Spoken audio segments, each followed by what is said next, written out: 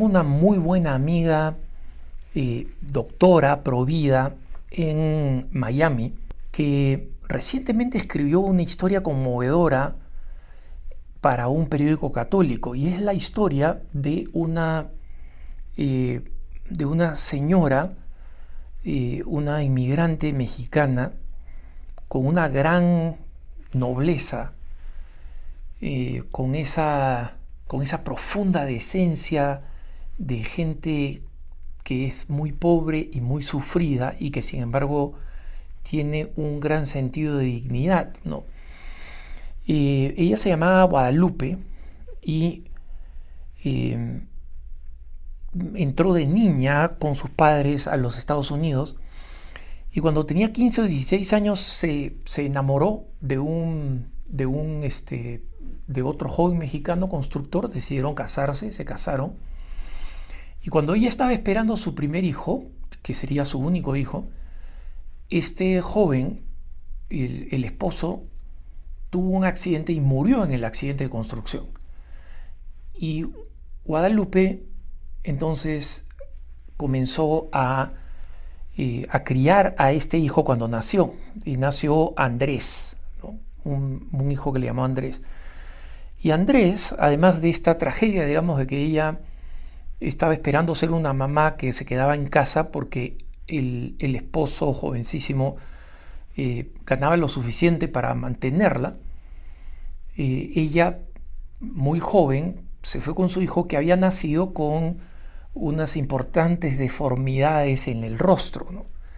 Entonces ellos estaban en Miami y la conocieron porque una señora mayor que era vecina de mi amiga le alquilaba un cuarto, ¿no? Y en realidad se lo alquilaba en una zona agradable de Miami por muy poco dinero para que pudiera vivir con su hijo, porque esta señora, que ya era mayor, realmente quería la compañía, ¿no? Y Guadalupe era una mujer extraordinaria, con un gran temple, siempre alegre, extremadamente trabajadora, y como son la gran mayoría de los inmigrantes que yo conozco, extremadamente trabajadores, con una gran ética de trabajo, una gran decencia y honestidad, y que era profundamente católica. Entonces, mi amiga no la conoció por la vecina, ¿no? Sino la conoció por la parroquia, y después se enteró que era su vecina porque vivía pues al costado de su casa con su hijo Andresito. Andresito siempre bajaba la cabeza y la torcía para un costado porque sabía que la tremenda asimetría que tenía en la cara, ¿no? O sea, creía que de esa manera lo ocultaba, y era un muchacho muy humilde, muy inteligente y muy trabajador. Acolitaba en las misas, en varias de las misas. Es una parroquia grande, ¿no? Entonces acolitaba en varias de las misas y siempre estaba dispuesto a ayudar en lo que fuera en la parroquia. Siempre se lo veía que la parroquia era su lugar, el lugar donde se movía, se desplazaba. Y mi amiga comenzó a generar un gran afecto por Guadalupe y por Andresito, por su hijo. Y ella trabajaba mucho y tenía un negocio, digamos, informal de catering, ¿no? O sea, de proporcionar comidas, que funcionaba de esta manera. Cualquier persona de la parroquia, como es una parroquia muy grande, cualquier persona de la parroquia le podía decir, Guadalupe, ¿puedes hacerme una cena para 40, una cena para 50? Era una excelente cocinera, y no solamente cocinaba extraordinaria comida mexicana, sino que además inventaba algunas cosas. Y mi amiga escribe: si no hubiera sido probada de esta manera tan dura por la vida, probablemente hubiera sido una extraordinaria chef, porque de verdad cocinaba muy bien, y eso es lo que la popularizó y le permitía ganar lo suficiente para vivir y para proporcionar una buena educación a su hijo. Y ella siempre estaba en la parroquia, era una mujer de tremenda fe, rezando, siempre contenta, Eh, Incluso cuando le anunciaron que tenía que una falla renal, una falla de los riñones muy grave, y tenía que recibir diálisis, ¿no? Este proceso de depuración de la sangre que toma muchísimo tiempo. Tenía que ir al hospital todos los días, todos los días, no, cada 6 días, a las 4:30 de la mañana, para poder estar a las 8:30 haciendo su trabajo de catering, para estar cocinando para las fiestas marianas de la parroquia, para aquellos que estaban organizando primeras comuniones, confirmaciones, es decir, todo alrededor básicamente de la vida parroquial, de la vida católica de esta parroquia grande en Miami, ¿no? Su hijo Andresito recibió una beca para ir a estudiar, para venir a estudiar en realidad donde yo vivo ahora, en Denver, ¿no? Y con mucho esfuerzo la mamá pudo juntar un lugarcito donde alquilar un cuarto para su hijo, y lamentablemente estaba en el mismo edificio de un drogadicto que odiaba a Andresito simplemente por la malformación de su rostro. Lo insultaba, lo humillaba, y Andresito nunca había contado eso a su mamá. Él tenía una mente muy, muy fina, y todo el mundo sabía: él va a poder rendir en esta universidad donde ha conseguido una beca, va a poder tener una vida profesional y, como esperaba, cuidar de su mamá. Un día este drogadicto, en medio de un total estado de drogadicción, se la tomó a golpes a Andresito y lo mató. Y la tragedia que fue para la parroquia, pero especialmente para Guadalupe, la muerte de su hijo, fue terrible, ¿no? Y ella pierde al hijo, el amor de su vida, ¿no? Cuando tenía 19 años, su primer año en la universidad. Tiene que tener esta diálisis. Había perdido a su esposo en un accidente, nunca se volvió a casar. Y comienza a tener algunos problemas del corazón. Entonces, la vecina, que era amiga suya, una persona mayor, le dijo a mi amiga: mira, me tengo que ir 3 semanas a California, a la otra costa, y necesito, si puedes, tener a Guadalupe 3 semanas en tu casa, ¿no?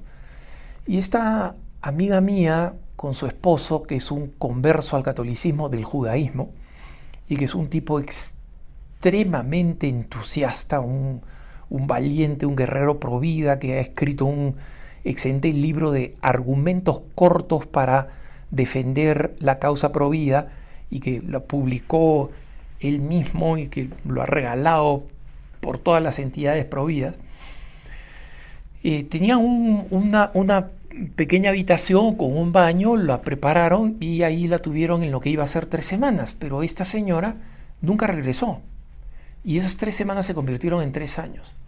Y durante esos 3 años tuvieron que ver cómo Guadalupe iba decayendo, porque primero tuvo un gran problema cardíaco que tenían que curar, ¿no? Que necesitó una operación a corazón abierto.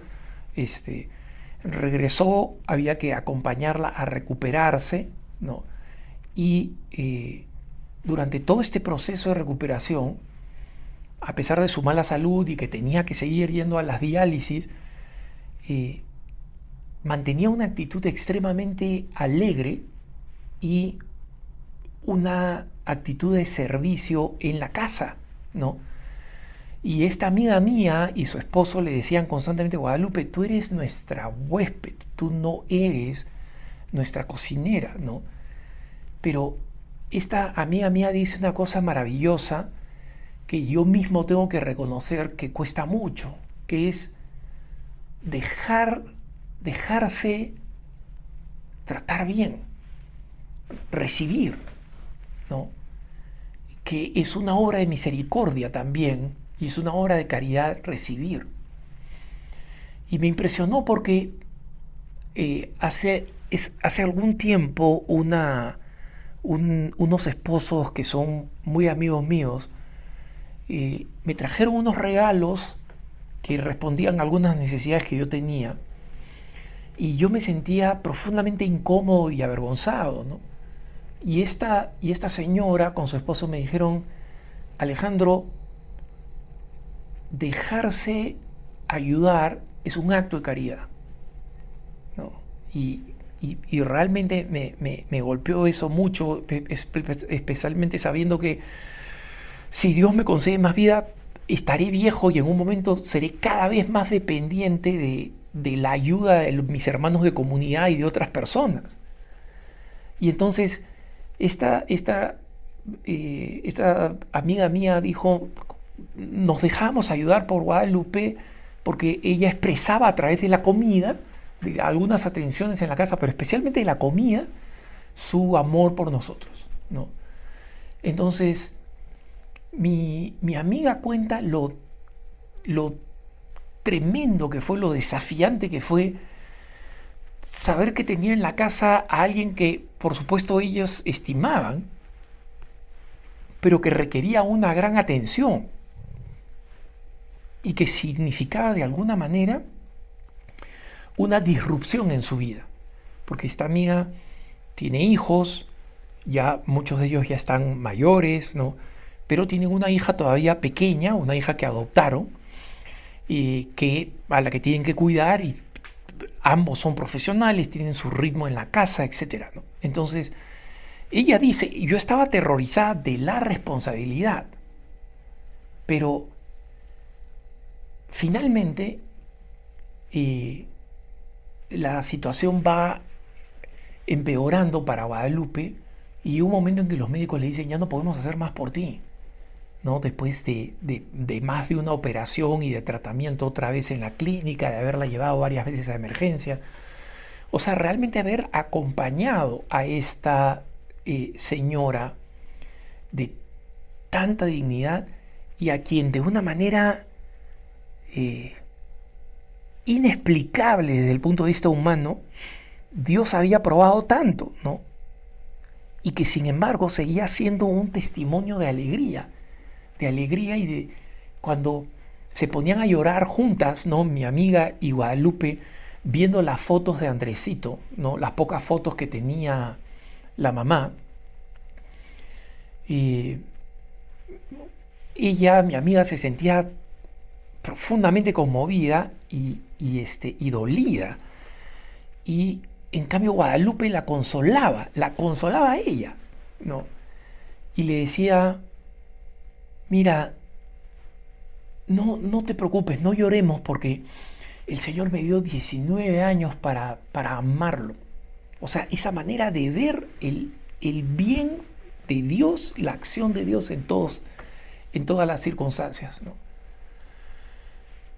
La historia de Guadalupe me impresiona, pero yo conozco a varias personas que son así, porque estoy conectado con el mundo inmigrante hispano en Estados Unidos y veo esos héroes de vida cotidiana, esos que el Papa Francisco llama los santos de la puerta de al lado, ¿no? Pero les confieso que me impresiona mi amiga, la doctora, y su esposo, porque asumir una responsabilidad así no es fácil. Todos estamos dispuestos a hacer algo por una persona que nos cae bien y que sufre, pero que amemos hasta que nos duela, para utilizar la expresión de la Madre Teresa, porque mi amiga dice, yo reconozco que cuidar a esta persona, descubrirme que de pronto soy responsable de esta persona, pero nosotros hubiéramos podido llevarla a un hospicio y pagar por un hospicio. Pero una de las pocas cosas que pidió Guadalupe es, por favor, no me dejen morir sola. Entonces, tener a alguien que no es directamente de mi familia, a quien yo pueda tomar de la mano como finalmente mi amiga tomó de la mano en el momento que Guadalupe expiró, fue realmente transformador para mi amiga. Y la manera como lo relata en un artículo en el National Catholic Register, absolutamente hermoso, no puede ser más edificante, ¿no? Entonces, la importancia de reflexionar cuánto estamos dispuestos a hacer por amor, por auténtica caridad. No como se usa la palabra caridad, que es, bueno, dar una limosna, ¿no? No, sino la auténtica caridad. El amar hasta que duela, como decía la Madre Teresa. Tú vas a saber que estás amando hasta que te duela, ¿no? Y, y es algo que nosotros tenemos que saber y examinar nuestra conciencia si estamos dispuestos a hacerlo. Y si no estamos dispuestos a hacerlo, entonces hay algo que no está suficientemente pronto y madurado en nuestro corazón. Que el Señor nos conceda realmente amar hasta que nos duela. Que tengas un buen día.